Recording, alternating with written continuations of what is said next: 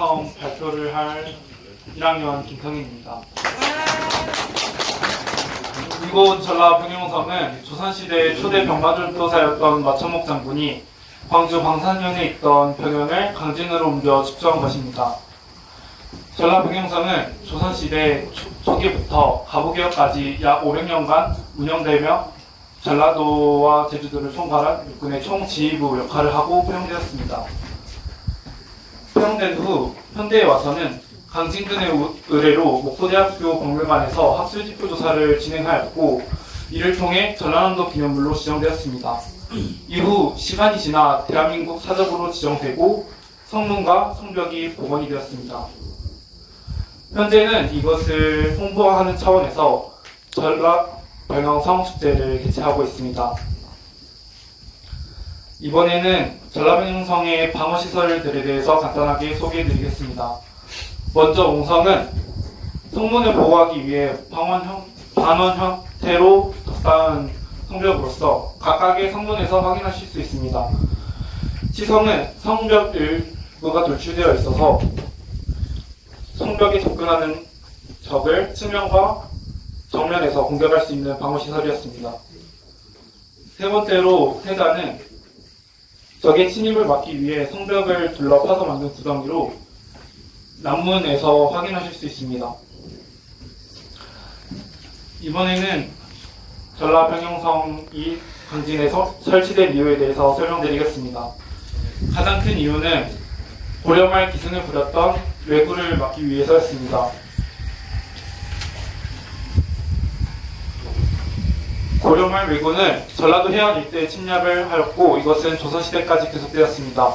이를 막고자 태종은 내륙과 해안 지역에 군사시설을 정비하면서 해안과 가까운 강진에 전라병영성을 설치하였습니다. 두 번째 이유는 병영성의 빠른 설치가 가능했기 때문인데요. 침입해오는 적들을 상대하는 것에 있어서 병영성의 빠른 설치는 중요했습니다. 전라병영성이 있기 전 이곳에는 백제시대부터 사용되던 도강현성이 있었고 그 성을 증축하고 보수함으로써 전라병영성으로 사용되었습니다.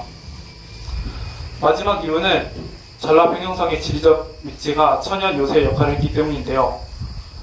동쪽 산에는 수인산성이 있어서 침입해오는 적을 발견하면 그곳에 있는 봉수로 전달할 수 있는 체제를 갖추고 있었고 남쪽으로는 강진만을 통해 바다로 나갈 수 있는 통로가 있었습니다. 병영성 주변에는 들판들이 있어서 이곳에서 농사를 지어 곡식도 얻을 수 있는 그런 지역이었습니다. 이번에는 전라병영성과 관련된 역사적 사건들에 대해서 설명드리겠습니다. 을묘해변이 발발했을 당시 왜구들은 70여 척의 대규모 선단을 이끌고 해남 지역을 침략하였습니다. 이때 발생한 해남 전량지선 전투에서 병화절도사와 장원부사가 전사하였고 영암 군수는 왜구들의 포로로 잡혔습니다. 병영성에서는 이 소식을 듣고 모두 성을 비우고 도망을 갔고 비어있는 병영성에 도착한 왜구들은 이곳에 방화를 저질렀습니다. 다음 사건으로는 하멜의 이야기가 있는데요. 조선 후기 표류인들 중에 대표적으로 꼽으라면 핸드릭 하멜을 뽑을 수 있을 것입니다. 하멜은 제주도를 표류하다 발견되어 남한산성으로 이송되었고 이후 강진으로 유배되어 이곳 전라병영성에서 약 8년 정도 생활하였습니다.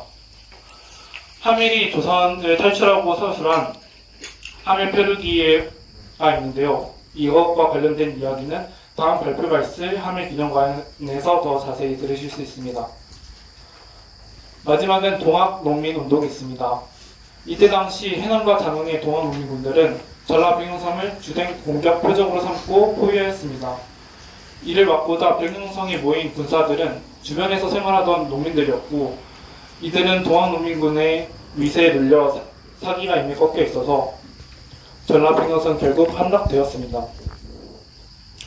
마지막으로 전라병영성을 중심으로 성장했던 병영상인에 대해서 소개해드리고 발표를 마치겠습니다.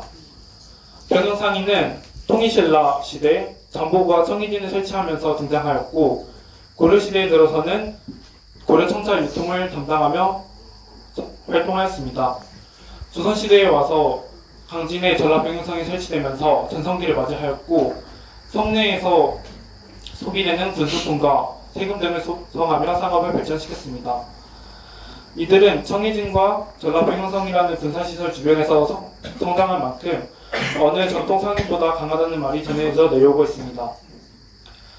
병영성의 역사 속에는 을묘해변 동학농민운동 같은 국가적 규모의 역사들과 파멸의 억류 사실이 담겨 있습니다. 이와 같이 크고 작은 역사 소용돌이를 경험한 병영성은 이를 대변하는 유적으로서 가치가 있다 할 수 있습니다. 이상 발표를 마치겠습니다.